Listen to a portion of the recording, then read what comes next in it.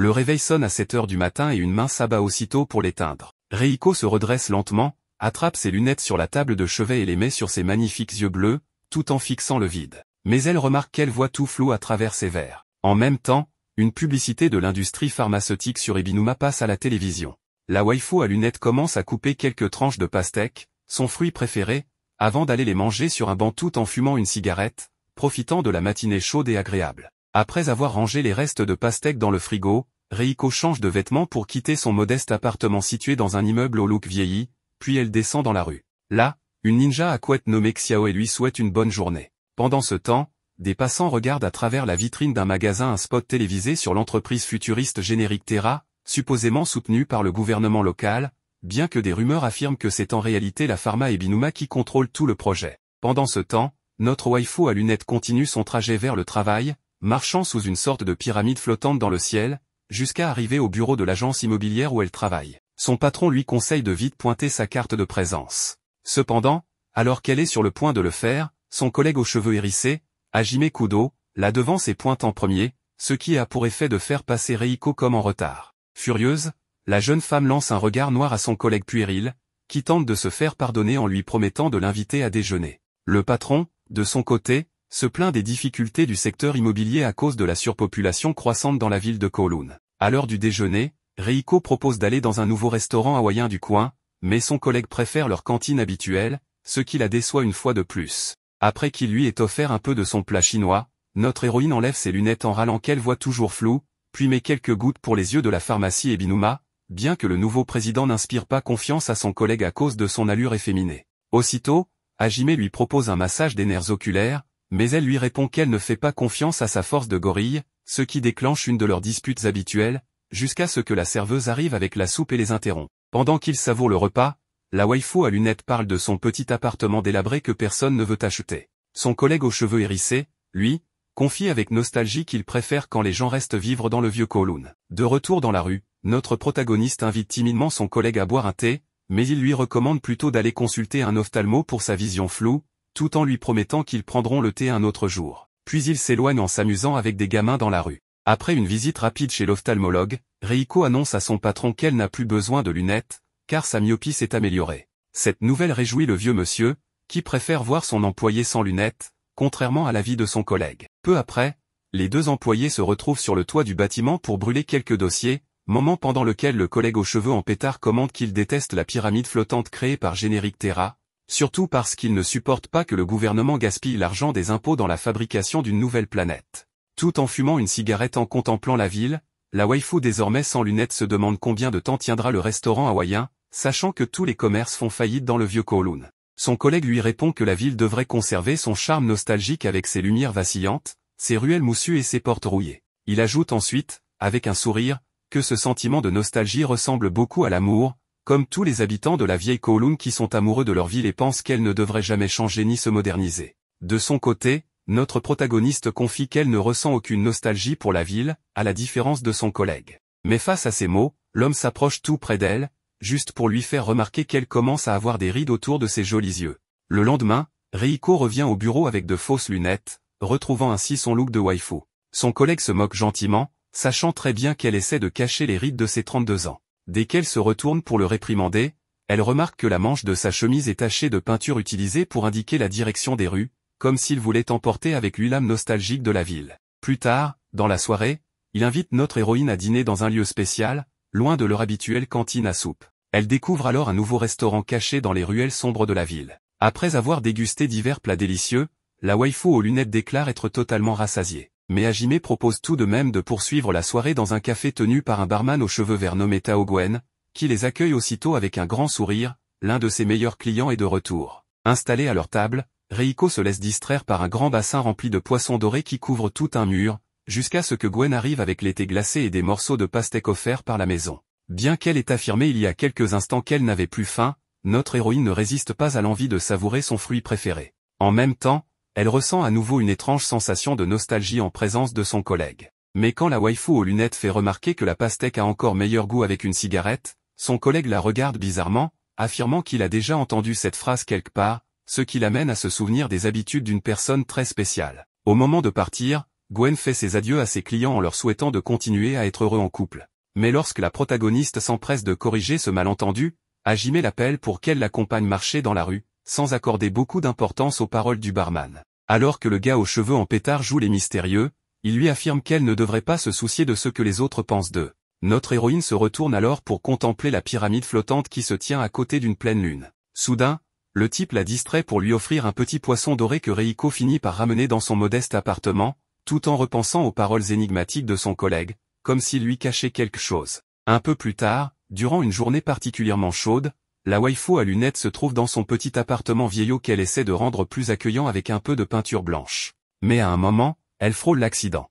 Après une longue journée de travail, notre protagoniste constate qu'il ne lui reste plus qu'un seul mur moisi à repeindre. Malheureusement, la chaleur et la fatigue la rendent presque inconsciente, jusqu'à ce que le gars aux cheveux en pétard la rattrape juste à temps. Il lui propose alors de lui demander de l'aide la prochaine fois, pour qu'ils puissent s'y mettre ensemble. Puis, il lui tend une canette de soda bien fraîche pendant qu'elle lui explique qu'elle veut rendre son appartement plus agréable, inspirée par les paroles d'une certaine personne. Sans hésiter, Hajime pense qu'elle parle de lui, ce qui pousse Reiko à lui dire de ne pas se croire si important. Mais lorsqu'il commence à peindre le dernier mur, elle murmure en voix off qu'en réalité, elle est follement amoureuse de lui. Le lendemain, Reiko erre dans la rue à la recherche du restaurant qu'ils avaient visité la dernière fois. Ne le trouvant pas, elle décide de se rendre à l'agence immobilière où travaille son collègue, qu'elle trouve en train de faire la sieste. Elle en profite pour le taquiner en se faisant passer pour le patron, jusqu'à ce qu'il se réveille, et l'embrasse passionnément à la française. Surprise, la waifu à lunettes tente de le repousser en se débattant, jusqu'à ce qu'il arrête enfin,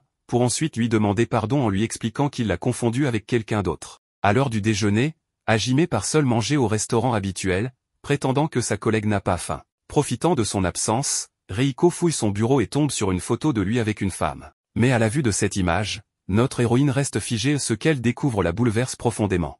Encore troublée, elle sort marcher dans la rue, portant avec elle ce goût amer, jusqu'à ce qu'elle tombe par hasard sur la cafétéria tenue par Gwen. En regardant à nouveau la photo, Reiko découvre que le barman Gwen est celui qui l'a prise, le jour où Hajime s'est fiancé avec cette mystérieuse femme. Mais ce qui la choque encore plus, c'est qu'en observant bien, elle réalise que la femme sur la photo, c'est elle. Reiko pense à tout ce qui s'est passé. Elle ne sait pas qui elle est, ni ce qu'il se passe. Elle reçoit un appel de Xiaoe, une fille qu'on avait déjà vue saluer Reiko plus tôt, parce que quelqu'un dans un appartement voisin fait trop de bruit. Reiko va alors demander ce qu'il se passe, et de l'appartement sort Xiaomei, une fille blonde entourée de peluches, les mascottes de la grande entreprise qui dirige tout ici. Elle pensait que Reiko venait chercher les peluches restantes à livrer, il en restait 50 à faire, mais en voyant Reiko, elle est surprise et l'invite chez elle. Les deux commencent à discuter tranquillement, et comme Reiko est perturbée par tout ce qui lui arrive, elle finit par lui raconter toute son histoire. Elle lui montre la photo et lui demande ce qu'elle en pense. Évidemment, Xiaomei pense que c'est bien elle sur la photo, Reiko avec son fiancé, comme l'indique le texte écrit en bas de l'image. Mais Reiko explique qu'elle n'a aucun souvenir de tout ça, elle ne sait pas si c'est bien elle, même si elle se ressemble énormément, et qu'elle travaille justement avec Hajime, le mec de la photo, mais qu'il ne lui a rien dit. Alors, Xiaomei lui répond, si tu dis que ce n'est pas toi sur la photo, alors ce n'est pas toi. Elle demande à Reiko de l'observer de la tête aux pieds, car elle a elle-même subi de nombreuses chirurgies esthétiques et a totalement changé de vie. Aujourd'hui, elle est une nouvelle personne et a le droit de vivre ainsi. Elle fait comprendre à Reiko que si elle ne veut pas être la fille de la photo, elle n'a pas à l'être. Elle lui offre des petites tartelettes, qu'elle a découvertes après sa renaissance post-opératoire. Reiko les trouve délicieuses, et voilà qu'elle s'est fait une nouvelle amie. On voit ensuite un flashback que Reiko ne se rappelle pas, quand Hajime est arrivé de Japon pour travailler à Kowloon, il a rencontré sa collègue Reiko, qui travaillait déjà là. Une femme identique, ou plutôt la même, que notre Reiko, mais avec tous ses souvenirs. Elle a une personnalité différente, porte des lunettes et des boucles d'oreilles. C'est elle qui a fait visiter les lieux à Hajime, qui lui a montré où manger, dans le même resto où Hajime emmène la Reiko actuelle, et qui a dit apprécier son prénom parce qu'il porte chance en cantonais. En gros, toutes les conversations que Hajime a maintenant avec Reiko, il les a déjà eues avec l'ancienne. Peut-être qu'il essaie ainsi de l'aider à retrouver la mémoire, on peut le supposer. Il monte sur le toit boire un jus de pastèque en fumant. Reiko lui dit que ce lieu la rend nostalgique, qu'elle aime cette ville, qu'il y a quelque chose de romantique ici. Hajime répond qu'il a souvent entendu dire que la ville allait disparaître, mais elle lui dit qu'on dit ça depuis longtemps, et elle est toujours là. On voit alors que Hajime tombe peu à peu amoureux de cette version actuelle de Reiko. On revient à la Reiko actuelle. Elle mange du poulet au citron avec Xiaomei, et elle adore ça. Mais elle continue à parler de cette histoire de perte de mémoire. Xiaomei lui dit que si elle veut vraiment savoir ce qu'il s'est passé, elle n'a qu'à aller directement parler à Hajime. Mais si Hajime ne lui dit rien, c'est sûrement pour une bonne raison. Peut-être qu'il attend qu'elle retrouve ses souvenirs d'elle-même. Peut-être qu'il ne veut pas causer plus de soucis. Le jour suivant, au travail, Hajime propose à Reiko d'aller manger. Elle refuse, alors Hajime part tout seul. Encore perdue dans ses pensées, elle décide de remettre la photo à sa place, chez Hajime. Et enfin, on apprend qu'un nouveau centre médical intégré d'Ebinuma est en cours de promotion. C'est essentiellement un endroit pour vérifier ta santé, mais aussi un centre esthétique que Yaome et Reiko fréquentent, et où Xiaoe va également. Les trois passent ensemble une série de tests et de contrôles. À la fin, elle voit que le médecin propose des consultations sur des sujets esthétiques, et Reiko souhaite prendre un rendez-vous. On découvre aussi que Hajime, pendant son temps libre, s'est rendu au bar qu'il fréquentait régulièrement, mais il est surpris d'apprendre que Gwen, le barman, a démissionné. Il n'est pas le seul à s'y rendre, Reiko et Yaome, qui veulent en savoir plus après tout ce qui s'est passé, vont également sur place et constatent que Gwen n'y est plus. Elle passe devant un vendeur ambulant, et Reiko voit des boucles d'oreilles. Elle se souvient alors que sur la photo où apparaît l'autre Reiko avec Hajime, elle porte des boucles d'oreilles, mais Reiko n'a pas les oreilles percées, ce que Hajime lui avait justement demandé. Elle décide donc d'acheter des boucles d'oreilles à Kli. Yaome, qui comprend ce qu'elle essaie de faire, lui montre une paire très semblable à celle de la photo. De son côté, Hajime cherche des infos sur Gwen, car c'est lui qui lui avait trouvé l'appartement qu'il loue. Mais quand il consulte les fichiers, il ne trouve rien, une erreur selon le système. En se retournant, il tombe sur Reiko. Mais il ne semble pas content de la voir. Reiko porte des lunettes et les fameuses boucles d'oreilles clipsées. Hajime, pas très aimable, s'approche et lui dit de ne pas faire de bêtises, de ne pas jouer à ses idioties. Reiko est très affectée par ses paroles et finit par en parler à son ami Yaome. Plus tard, on voit Hajime seul, triste, sous la pluie, repensant à tout ce qui s'est passé. Reiko, elle aussi, est perdue, elle ne sait plus quoi penser. Elle n'avait jamais réfléchi à ses souvenirs, sa famille, son passé, mais maintenant, elle y pense, et ne se souvient de rien. Il semble donc clair qu'elle a perdu la mémoire. Le lendemain, pendant une pause au travail pour fumer une cigarette, Hajime croise Reiko à nouveau. Tous deux veulent s'excuser, mais c'est Hajime qui le fait en premier, admettant qu'il était en colère et qu'il s'est comporté de manière puérile. Reiko lui propose alors d'aller manger quelque part, cette fois pour qu'il puisse lui présenter ses excuses. Hajime accepte à contre-cœur, puis propose d'aller manger du poulet au citron ce soir-là. Elle lui demande pourquoi ce plat, et il répond que ça pourrait lui donner envie de boire un verre. À la sortie, tout est trempé, et Reiko glisse presque. C'est Hajime qui la rattrape en lui prenant la main. Les choses deviennent un peu plus intenses entre eux. Leurs regards disent bien plus que des mots. Reiko lui demande franchement s'il ne la confond pas une nouvelle fois avec une autre. Hajime lui répond qu'il la voit elle. Il relâche sa main, elle rougit, et il lui dit simplement de faire attention où elle marche. Puis, en levant les yeux, il voit dans le ciel un phénomène étrange appelé Gentera, qui brille plus que jamais. Plus tard, Reiko se rend à son rendez-vous avec le docteur Ebinuma, accompagné de Yaome. Les choses deviennent alors étranges, le médecin examine les rides que Reiko souhaite traiter, mais lui dit que ce ne sont pas de vraies rides, juste des lignes superficielles sur la peau. Les rides réelles, selon lui, viennent de la fatigue de vivre, de l'histoire de chacun. Or, Reiko n'a ni souvenir, ni famille. Il dit qu'elle est comme une coquille vide, inutile, en quelque sorte. En même temps, il semble très intéressé par son cas, sa peau, son absence de souvenirs, et il donne l'impression d'avoir des intentions obscures. Il ne le dit pas explicitement, mais son comportement est louche. Il a même une langue bifide, comme un serpent. Il est évident que c'est le méchant de l'histoire, et qu'il ne veut pas du bien à Reiko. Reiko quitte alors précipitamment la consultation, entraînant Yaome avec elle, ne voulant pas qu'elle entre seule avec ce type. Ebinuma, depuis la fenêtre, les regarde s'éloigner, tout en s'appliquant sur les lèvres le rouge à lèvres qu'il avait prélevé avec son doigt sur celle de Reiko, en disant que ça ne lui allait pas du tout, et qu'il sent qu'il va devenir fou. On retourne dans le passé, où Reiko, celle qui a fait l'introduction à Hajime et qui l'emmenait à différents endroits pour travailler, apparaît. Un vieil homme se moque de lui, le plaignant d'avoir une collègue de travail aussi exploiteuse. Avec tout ce travail, le pauvre Hajime a eu un coup de chaleur, alors Reiko lui propose de venir chez elle puisqu'ils sont tout près. Hajime hésite, mais elle lui dit qu'il n'y a aucun problème à ce qu'il passe. Grâce à cela, Hajime découvre comment elle vit. Il voit son lit, remarque qu'elle n'a ni peluche ni décoration, c'est une femme très sérieuse, sobre. Il trouve ça un peu étrange d'être dans son appartement. Lorsqu'elle lui demande comment il se sent après une semaine à Kowloon, il lui avoue qu'il ressent une sorte de nostalgie. Elle lui explique que la nostalgie ne vient pas seulement de souvenirs du passé, mais aussi du désir de garder quelque chose précieusement dans son cœur, c'est très proche de l'amour. De retour dans le présent, Reiko se prépare tranquillement pour une nouvelle journée de travail. Au bureau, elle est surprise par Ebinuma, qui est venu sous prétexte d'ouvrir une nouvelle clinique à Kowloon. Il est là car le patron de Reiko lui avait vendu la précédente. Celui qui nous semble étrange, c'est Hajime. Il empêche Ebinuma de trop s'approcher de Reiko et ne cesse de la regarder. Ce dernier fait remarquer qu'il semble y avoir un intérêt réciproque entre Hajime et Reiko. Mais voyant l'hostilité dans l'air, Ebinuma s'en va. Avant de partir, il s'approche de Reiko et lui dit qu'elle devrait s'intéresser à quelqu'un qui remarque quand elle change de rouge à lèvres, et pas à un rustre comme Hajime. Puis il l'embrasse, avec une langue bifide de serpent, carrément. Évidemment, Hajime est choqué et prêt à le frapper, mais son chef l'en empêche. Ebinuma s'en va tranquillement avec son assistante, qui trouve étrange qu'il ait embrassé une femme inconnue alors qu'il est normalement obsédé par l'hygiène. Hajime est furieux, et Reiko, même si elle n'est pas choquée, garde un goût de pomme dans la bouche. Ensuite, Reiko et Hajime vont dans une boutique où elle tombe amoureuse d'un aquarium, mais elle ne peut pas le porter car il est trop lourd et elle doit retourner travailler. Hajime propose de le porter à sa place, puisque de toute façon, il travaille sur son jour de congé. Reiko en profite et lui demande aussi de porter un balai dont elle a besoin. Le vendeur se moque gentiment de lui disant qu'il a une collègue qui l'exploite. Hajime réplique que c'est plutôt elle qui a de la chance d'avoir un collègue aussi gentil. Plus tard, Hajime retourne chez Reiko. Cette fois, elle ne le laisse pas entrer tout de suite car elle doit ranger un peu.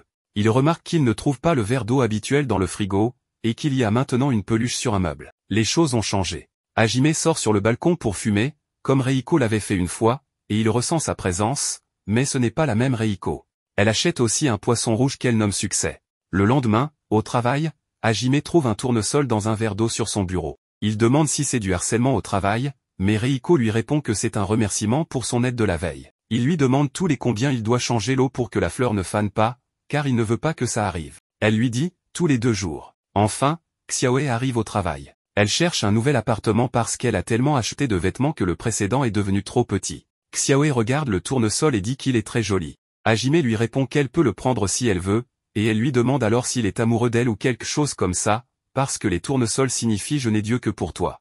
Bien sûr, Reiko entend cela, mais il ne savait pas que cette fleur avait cette signification. Alors, il s'éclipse rapidement avec Xiaoe pour éviter que l'ambiance ne devienne étrange. Il visite tous les appartements, mais aucun ne plaît à Xiaoe, jusqu'à ce que Reiko reçoive un appel de Hajime, qui lui dit qu'il a trouvé un endroit qui pourrait convenir à la fille. Ils s'y rendent, et elle adore l'endroit, bien qu'il s'agisse d'un couloir très étroit, bordé de placards et d'armoires. Bien sûr, Xiaoe aime ça, car elle dit qu'elle ne passera presque pas de temps chez elle, mais au moins ses vêtements seront bien rangés. Et bien sûr, c'est presque comme une défaite pour Reiko, parce que Hajime dit que parfois, il ne faut pas chercher un appartement adapté à un être humain, mais plutôt adapté au locataire, à sa personnalité et à ses besoins. Il y a aussi un toit terrasse, alors ils montent tous les 3 pour jeter un œil et ils se rendent compte qu'en bas, il y a plein de tournesols. Peut-être que des graines sont tombées, ce qui expliquerait pourquoi il y en a autant. Tous les 3 les regardent. Reiko se souvient de la signification « je n'ai Dieu que pour toi ». Mais Hajime, lui, regarde très sérieusement cet endroit, et Reiko se demande, les yeux de qui regardait-il vraiment? Après cela, Reiko va acheter une boisson. Elle fait tomber une pièce, et un type aux longs cheveux et portant un masque la ramasse, s'incline, puis s'en va. Ensuite, on voit des servantes de Ebinuma discuter de tout ce qui s'est passé, que Ebinuma n'est pas le fils légitime de la famille Ebinuma, mais le fils d'une maîtresse. Apparemment, il est le fils du père décédé, avec sa mère, ou quelque chose comme ça. Bref, c'est tout un mélodrame. Il semble que ce soit même Ebinuma lui-même qui ait permis que tout cela soit publié dans les journaux. Il prépare quelque chose. Et tout cela, il en discute avec l'homme masqué aux longs cheveux, qui dort avec lui. On découvre aussi que cet homme enquête sur Reiko. Et d'un autre côté, il enquête également sur ce qui est arrivé à l'ancien barman, celui qui avait pris la photo de couple de Hajime et Reiko. De son côté, Hajime continue à enquêter sur ce qui est arrivé à ce serveur pendant son temps libre, mais il ne parvient pas à le retrouver. Il ne peut même pas poser de questions à ses voisins, car ce quartier de Kowloon est en train d'être réaménagé, ce qui est très étrange, car Kowloon reste normalement toujours pareil. On voit Reiko tranquillement en train de fumer une cigarette sur un toit, et ce même homme aux longs cheveux et au masque revient. Il enlève son masque, et ce n'est nul autre que Gwen ou du moins, il a le visage du serveur. Il semble s'enquêter sur lui-même. Reiko lui demande s'il la connaît. Gwen lui répond qu'il connaît la véritable Reiko, mais pas elle. Il lui dit qu'elle vit une vie qui n'est pas la sienne, qu'elle dort dans un lit qui ne lui appartient pas, dans un appartement qui n'est pas le sien, et qu'elle aime un homme qui n'est pas non plus à elle. Évidemment, Reiko est très bouleversée par tout ça. Elle ne sait pas qui elle est, ni depuis quand elle vit cette vie. Et les choses vont évidemment se compliquer. Quand elle arrive au travail, Hajime est là, et elle se rend compte que son tournesol commence à faner. Elle le prend, et Hajime lui dit qu'il la déteste. Reiko lui répond simplement qu'elle le sait, et jette le tournesol sans l'arroser. Après cela, Ils sortent les poubelles du travail, et Reiko commence à avoir de nouveau des migraines, car elle ne voit pas bien. Hajime lui dit qu'elle devrait remettre ses lunettes, mais elle ne veut pas. C'est là qu'elle lui demande franchement ce qui se passe. Elle lui dit qu'elle n'est pas la femme qu'il aimait, qu'elle vit une vie qui n'est pas la sienne, mais que certaines choses lui appartiennent vraiment, notamment ses sentiments pour lui. Elle lui dit qu'elle l'aime. Mais Hajime n'en est pas si sûr, et lui dit que c'est faux, que ses sentiments ne sont pas les siens. Reiko insiste que si, ils viennent d'elle. Elle commence alors à être agitée, quelque chose lui arrive, et elle finit par s'évanouir.